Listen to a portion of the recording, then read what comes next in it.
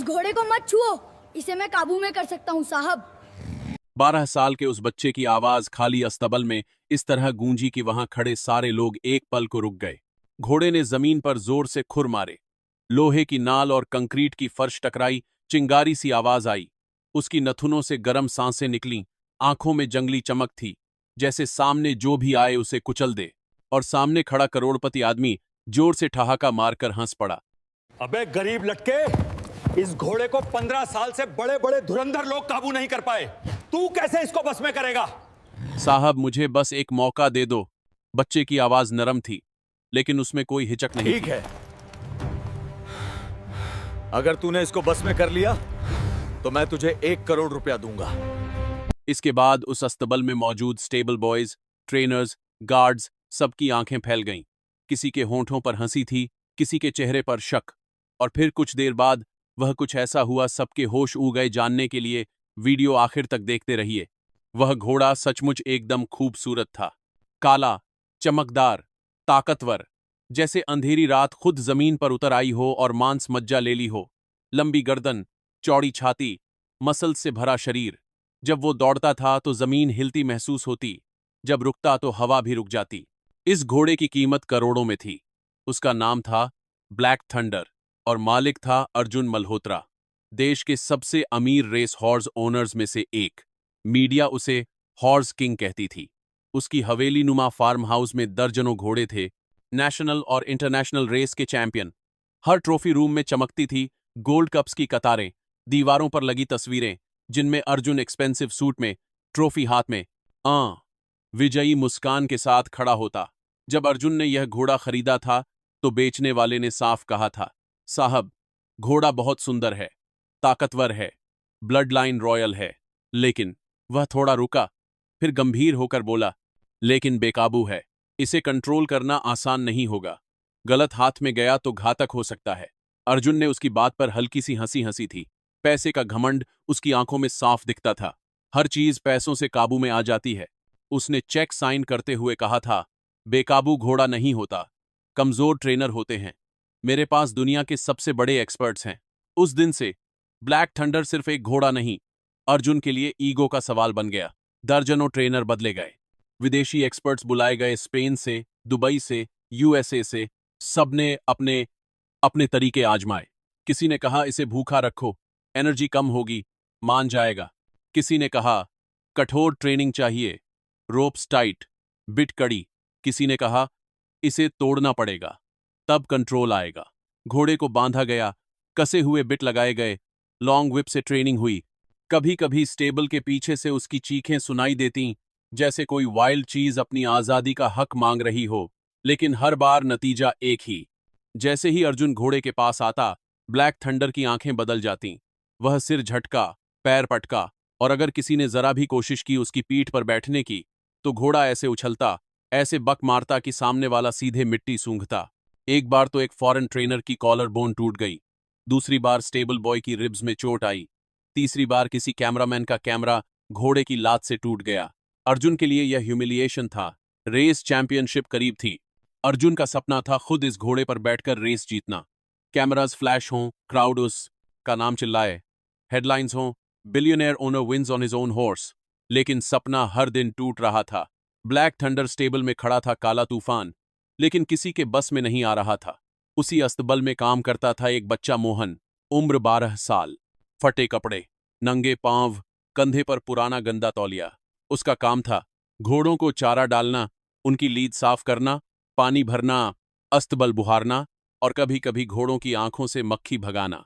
अर्जुन के लिए वह बस ओए छोटू था, लेकिन मोहन ने पहली नजर में ही कुछ महसूस कर लिया था। जब भी वो ब्लैक थंडर के पास जाता, दूर से ही उसे घोड़े की आंखों में सिर्फ गुस्सा नहीं, दर्द भी दिखता। एक दिन जब बहुत चोटिल ट्रेनर आकर घोड़े को गालियां दे रहा था, जंगली, कमीना, हरामी घोड़ा, मोहन स्टेबल के कोने में खड़ा सब देख रहा था। उसकी छोटी छोटी उंगलियां रस्सी पकड़े पकड़े कस गईं। आखिरकार उसने हिम्मत करके अर्जुन से कहा, साहब घोड़ा बदतमीज नहीं है, इसे कुछ दर्द है। अर्जुन ने मुड़कर देखा, महंगे जूते, इंपोर्टेड घड़ी, ब्रांडेड चश्मा। उसने ऊपर से नीचे तक मोहन को देखा, लड़के की हड्डियां, नंगे पैर, फटी शर्ट, आंखों में हिम्मत। तू मुझे घोड़ा सिखाएगा? अर्जुन की आवाज में तिरस्कार था। तेरे बाप दादों ने घोड़े पाले हैं क्या? मोहन चुप हो गया। उसने न सिर झुकाया न जवाब दिया, लेकिन उसकी आंखें ब्लैक थंडर पर ही टिकी रहीं। मोहन का बैकग्राउंड कोई नहीं जानता था। वो सिर्फ स्टेबल का लड़का नहीं था, वह एक किसान का बेटा था। उसका गांव शहर से बहुत दूर नहीं, लेकिन जिंदगी से बहुत दूर था। मिट्टी का घर, टीन की छत, छोटे सा आंगन। वहां उसकी गाय, बकरी, 2 भैंसें और 3 छोटे छोटे देसी घोड़े थे। उसके पिता रामपाल घोड़े पालते और खेत जोतते थे। वो कहा करते, जानवर मार से नहीं भरोसे साधता, एक काबू में आते हैं। मोहन ने अपने पिता को देखा था, कैसे वे पास जाते, पहले घोड़े के माथे पर हाथ फेरते, फिर धीरे से उसके कान के पास कुछ बोलते, फिर हल्की सी थपकी देकर उसकी पीठ सहलाते, और वह जंगली दिखने वाला घोड़ा कुछ मिनटों में शांत, भरोसे से भर जाता। मोहन जानता था, अगर जानवर की आंखों में डर हो तो वो हमला करेगा, अगर उसकी आंखों में भरोसा हो तो वो जान भी दे देगा। लेकिन कुछ साल पहले ड्राउट में खेत सूख गए, कर्ज बढ़ गया, फसल बर्बाद हुई। रामपाल ने शहर के एक बिचौलिए से पैसे लिए, ब्याज बढ़ता गया, घर गिरवी हो गया, और एक दिन मजबूरी के दौर में रामपाल ने शहर में स्टेबल में काम पकड़ा। फिर वहीं मोहन भी आ गया। कुछ महीने बाद रामपाल बीमार पड़े, हार्ट अटैक। मोहन अनाथ जैसा रह गया। स्टेबल ही अब उसका घर था। वो दिन में घोड़ों के बीच, रात को अस्तबल के कोने में पुरानी चादर ओढ़कर सो जाता। घोड़ों की सांसों की आवाज, उनके खुरों की टकटक, उनकी ओकेजनल हिनहिनाहट, यही उसकी लॉरी थी। एक रात जब अरियर वेजेस को लेकर स्टेबल में टेंशन था, सारे लोग सो चुके थे, नींद नहीं आ रही थी। बाहर हल्की बारिश हो रही थी, अस्तबल के टीन की छत पर बारिश की बूंदें बज रही थीं। मोहन से रहा नहीं गया। वह चुपके से उठा, बैरफुट ही स्टेबल में चला आया। हल्की पीली ट्यूबलाइट जल रही थी, अंधेरे और रोशनी का अजीब मिश्रण। ब्लैक थंडर कॉर्नर वाले स्टॉल में खड़ा था। उसकी आंखें अब भी जागी हुई थीं, नथुने फड़फड़ा रहे थे, कभी कभी वो टेल फटकार देता। मोहन धीरे धीरे उसके स्टॉल के दरवाजे के पास पहुंचा। कोई ट्रेनिंग नहीं, कोई रस्सी नहीं, कोई चाबुक नहीं, बस वह था। और घोड़ा, वह कुछ दूरी पर जमीन पर ही बैठ गया, घोड़े की तरफ नजरें शांत रखीं। डर मत, मैं तुझे हाथ नहीं लगाऊंगा जब तक तू खुद न चाहे, उसने धीरे धीरे कहा। आवाज आर में एक अजीब सी मिठास थी जो शायद घोड़े के कानों तक पहुंची। उसने अपने पिता की तरह कुछ शब्द दोहराए। तुझे दर्द हो रहा है ना? किसी ने बहुत कसकर लगाम बांधी ना? तू बुरा नहीं है, तू बस डरा हुआ है। कुछ देर तक घोड़ा उस पर घूरता रहा, फिर धीरे धीरे उसने अपनी गर्दन नीचे की। मोहन ने उसके खुर देखे, किनारों पर हल्की सूजन, उसकी पीठ पर पट्टे के निशान, जहां सैडल कसी जाती थी वहां त्वचा छिल गई थी। मोहन ने हाथ आगे नहीं बढ़ाया, बस पास बैठकर बातें करता रहा। कभी कभी वही बातें जिन्हें कोई इंसान समझ न पाए, लेकिन घोड़ा समझे। मैं भी डरता हूं जब मुझे मारते हैं, लेकिन अगर कोई प्यार से हाथ रखे तो मैं उसके साथ चला जाता हूं। उसने जेब में से गुड़ का छोटा टुकड़ा निकाला, धीरे से सामने रखा। घोड़े ने पहले तो सूंघा, फिर हल्के से वह गुड़ उठाकर खा गया। उस रात ऐसा कुछ नहीं हुआ कि स्टेबल स्टाफ अगले दिन कहानी सुनाते। कोई चमत्कार नहीं, कोई स्टंट नहीं, बस एक बच्चा था और एक घोड़ा। लेकिन कुछ बदल चुका था। अगली सुबह अर्जुन जब आया तो उसने नोटिस किया, ब्लैक थंडर पहले की तरह हाइपर नहीं लग रहा था। वो खुर तो मार रहा था, लेकिन रैंडम नहीं। उसकी बॉडी लैंग्वेज में पैनिक कम, एनर्जी ज्यादा थी। एक ट्रेनर ने आंखें मलते हुए कहा, साहब, रात को मैंने देखा था, वो बच्चा आया था। मोहन घोड़े के पास बैठा था। अर्जुन के माथे पर शिकन आई। मतलब स्टेबल बॉय? हाँ साहब। अर्जुन के मन में इरिटेशन और क्यूरियोसिटी दोनों आए। उसे बुलाओ। मोहन को सामने लाया गया। अर्जुन ने सिगार हवा में घुमाते हुए कहा, तू बहुत होशियार बन रहा है। हाँ। मोहन चुप रहा। उसने अर्जुन की आंखों में आंखें नहीं डाली, लेकिन जमीन भी नहीं देखी। कहीं बीच में, सम्मान और स्वाभिमान के बीच की रेखा पर, जो तू कल चिल्ला रहा था, घोड़े को द रद्द है वगैरह, अर्जुन ने मॉकिंग टोन में कहा। फिर अचानक कुछ सोचकर बोला, अगर तू इस घोड़े को काबू में कर दे तो तुझे 10 करोड़ दूंगा। पास खड़े सब लोग ऑलमोस्ट हंस पड़े। 10 करोड़ एक मजाक जैसा लगा। मोहन ने शांति से कहा, पैसे नहीं चाहिए साहब। अर्जुन ने भौं चढ़ाई। क्या पैसे नहीं चाहिए? मोहन ने दोहराया। बस 1 महीना दीजिए, इस घोड़े के साथ रहने का। कोई इसे बीच में मार नहीं सके, इतना भरोसा दीजिए बस। अर्जुन पहली बार थोड़ा कंफ्यूज हुआ। उसे लगा था कि बच्चा लालच में हां बोल देगा, लेकिन यह कुछ और ही खेल था। ठीक है, वह बोला, लेकिन अगर 1 महीने बाद भी ये घोड़ा मेरे ऊपर बैठने नहीं देता तो तू स्टेबल से बाहर होगा, समझा? हाँ साहब, मोहन ने बिना हिचक के जवाब दिया। 1 महीना। उस 1 महीने में स्टेबल के लोगों ने जो देखा वह किसी एक्सपेंसिव फॉरेन ट्रेनर ने नहीं किया था। मोहन रोज सबसे पहले स्टेबल में आता, सबसे आखिर में जाता। वह ब्लैक थंडर के स्टॉल के बाहर ज्यादा वक्त बिताने लगा। उसने घोड़े को घुमाया, नहीं दौड़ाया, उससे बातें की, नहीं चीखा, कभी उसे छूने की कोशिश नहीं की। जब घोड़ा स्टिफ दिखता, जब घोड़े के कान पीछे हो जाते, वो इमीडिएटली डिस्टेंस बना लेता। वो उसके खुर साफ करता, उन पर तेल लगाता, उसे पानी पिलाता, कभी कभी थोड़ा एक्स्ट्रा गुड़ देता। जब कोई ट्रेनर जरा भी जोर से बिट डालने की कोशिश करता, मोहन बीच में आकर हल्की आवाज में कह देता, धीरे, इससे दर्द होगा। शुरुआती दिनों में कई स्टाफ ने उसका मजाक उड़ाया, जानवर है, बच्चा नहीं, इतना लाड करोगे तो सिर पर चढ़ जाएगा। लेकिन दिन बीतते गए, घोड़े की आंखें बदलने लगीं। पहले जब अर्जुन स्टेबल में आता, ब्लैक थंडर वाइल्ड हो जाता। अब वो सतर्क होता, पर पागल नहीं। मोहन बीच में बफर बन गया था। वह घोड़े के कान के पी 6 उंगलियां चलाकर हल्का मसाज करता, कभी उसके माथे पर सिर रखकर खड़ा रहता, जैसे दोनों के बीच कोई गुप्त समझौता हो रहा हो। और फिर उस महीने के आखिरी सोमवार की सुबह अस्तबल के बाहर हल्की धुंध थी। सूरज पूरी तरह नहीं निकला था। स्टेबल की छत पर बैठी चिड़िया की आवाज आ रही थी। मोहन स्टॉल के अंदर खड़ा था, घोड़े के बिल्कुल पास। बाकी स्टाफ थोड़ी दूरी पर फेंस के पास खड़े तमाशा देख रहे थे।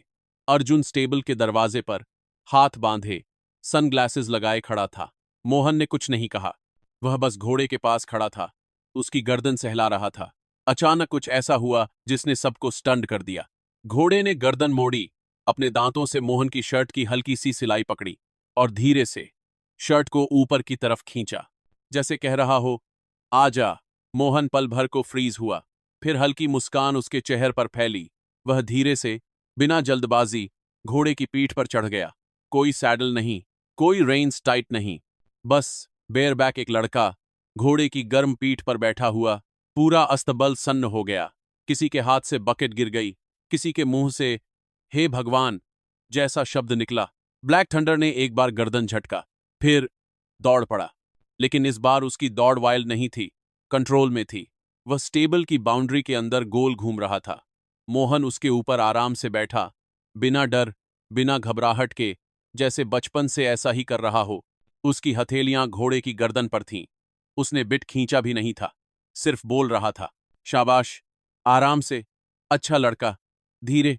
घोड़े के कान हल्के हल्के पीछे आगे हो रहे थे, जैसे वो हर शब्द सुन रहा हो। अर्जुन के हाथ सचमुच कांपने लगे।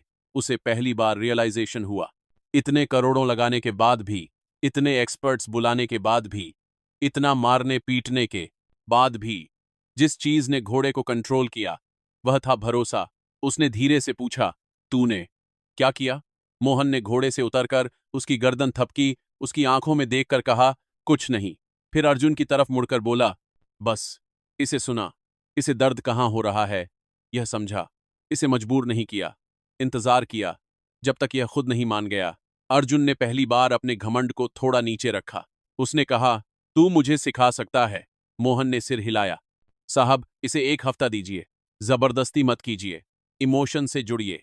अर्जुन हंसना चाहता था, लेकिन हंस नहीं पाया, क्योंकि जो चीज उसके सारे पैसे नहीं कर पाए थे वह इस बच्चे की इमोशन ने कर दिखाई थी। अगले कुछ दिनों तक मोहन सिर्फ घोड़े के साथ नहीं, अर्जुन के साथ भी काम करने लगा। पहली बार अर्जुन ने महंगे सूट छोड़कर सिंपल टी शर्ट पहनकर स्टेबल में समय बिताया। उसने घोड़े के माथे पर हाथ फेरा, पहली बार उसे आंखों में देखकर कहा, मुझे माफ कर, मैंने तुझे सिर्फ ट्रॉफी की तरह देखा। मोहन ने उसे सिखाया, जब आप उसके पास जाते हैं तो आपका डर, आपका घमंड, सब वो महसूस करता है। आप जितना उसे जीतना चाहेंगे वो उतना आपसे भागेगा। आप उसे पार्टनर बनाइए, वो खुद आपको जीतने में मदद करेगा। धीरे धीरे ब्लैक थंडर ने अर्जुन को स्वीकार करना शुरू किया। पहले वो सिर्फ अलाउ करता कि अर्जुन उसके स्टॉल में खड़ा हो, फिर उसने अलाउ किया कि अर्जुन उसकी गर्दन छुए। फिर एक दिन मोहन के सुपरविजन में अर्जुन उसकी पीठ पर चढ़ गया। उस दिन स्टेबल में कोई शोर नहीं था, सिर्फ मोहन की आवाज थी, आराम से साहब, टेंशन मत लीजिए, सांस लें, डर मत भेजिए इसके अंदर। घोड़ा कुछ सेकंड के लिए स्टिफ हुआ, फिर धीरे धीरे आगे बढ़ा।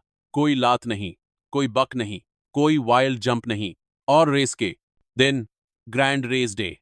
स्टेडियम में हजारों लोग, बड़ी बड़ी LED screens, commentary box, media vans, betting counters, हर तरफ चमक, शोर, एक्साइटमेंट। वहां सबसे बीच वाले स्टॉल में ब्लैक थंडर खड़ा था। उसके शरीर पर चमकती काली कोट, उस पर चमकती सैडल, पैर में पॉलिश्ड हॉर्स शू। उसकी आंखों में वह पुरानी वाइल्डनेस नहीं, चमकती हुई एनर्जी थी। अर्जुन पहली बार अपने किसी घोड़े पर खुद सवार होने वाला था। उसके दोस्त, राइवल ओनर्स सब हैरान थे। तू खुद बैठेगा? पागल हो गया है क्या? लेकिन अर्जुन मुस्कुरा रहा था। उसके पीछे स्टेबल गेट के कॉर्नर पर मोहन खड़ा था। फटे कपड़ों की जगह उसे आज साफ सादा कपड़ा मिला था, लेकिन उसकी आंखें पहले जैसी ही थीं, घोड़े पर टिकी। स्टार्टर ने हाथ उठाया, गेट खुला। घोड़ों की कतार लाइटनिंग की तरह बाहर निकली। भीड़ चीखी, कमेंटेटर की आवाज गूंजी, और ये रहे हमारे राइडर्स। लेफ्ट से थर्ड में है ब्लैक थंडर, जिसके ऊपर खुद मालिक मिस्टर अर्जुन मल्होत्रा बैठे हैं। पहले लैप में ब्लैक थंडर बीच में था, दूसरे लैप में धीरे धीरे आगे बढ़ने लगा, तीसरे लैप में उसने एक एक करके सबको पीछे छोड़ दिया। उसकी दौड़ वाइल्ड नहीं थी, हर स्ट्राइड कैलकुलेट, हर टर्न मेजर्ड, हर जंप ग्रेसफुल। फिनिश लाइन के ठीक 50 मीटर पहले अर्जुन ने हल्का सा बिट ढीला छोड़ा। ब्लैक थंडर ने पूरी ताकत से स्प्रिंट किया और सबके आगे निकल गया। फिनिश लाइन पार होते ही स्टेडियम गूंज उठा। फोटो, फ्लैश, चीखें, सीटियां, कमेंटरी, सब कुछ एक साथ। अर्जुन ने घोड़े की गर्दन पर झुककर हाथ फेरा। उसकी आंखें भीगी हुई थीं। जब वह स्टेबल वापस लौटा तो पहली चीज जो उसने की वह यह कि वह उतरा और ब्लैक थंडर के साथ साथ चलते हुए मोहन के पास आया। उसने अपने महंगे ग्लव्स उतारकर हाथ जोड़कर मोहन की तरफ देखा। आज जो ट्रॉफी मैंने ली है उसमें तेरा हिस्सा ज्यादा है, जन पर। फिर धीरे से बोला, तूने मुझे नहीं, मुझे खुद से काबू में करना सिखाया। मोहन हंसा, फिर वही वाक्य दोहराया जो उसने पहली मुलाकात में कहा था, साहब, घोड़ा बदतमीज नहीं था, उसे सिर्फ समझा नहीं गया था। अर्जुन ने जेब से एक एनवेलप निकाला। ये करोड़ का चेक नहीं है, वह हंसते हुए बोला, लेकिन ये तेरी पढ़ाई, तेरे गांव, तेरी मां, सबके लिए है। और ये स्टेबल अब सिर्फ मेरा नहीं, तेरा भी है। कुछ चीजें पैसे से नहीं मिलती, जानवर हों या इंसान, उन्हें समझना पड़ता है, सुना पड़ता है, उनके दर्द को पहचानना पड़ता है। 15 साल में बड़े बड़े धुरंधर ट्रेनर्स ने जो नहीं किया वह उस 12 साल के बच्चे ने कर दिखाया, जिसे लोग छोटू, गरीब, स्टेबल बॉय कहकर बुलाते थे। जिस बच्चे को सबने नजरअंदाजा किया, उसी ने करोड़पति का सपना पूरा कर दिया। अगर कहानी ने आपको कुछ सिखाया हो तो लाइक करें, सब्सक्राइब करें और कमेंट में लिखें। घमंड नहीं, समझ जरूरी है, क्योंकि कभी कभी सबसे बड़ी ताकत सबसे छोटे हाथों में होती है।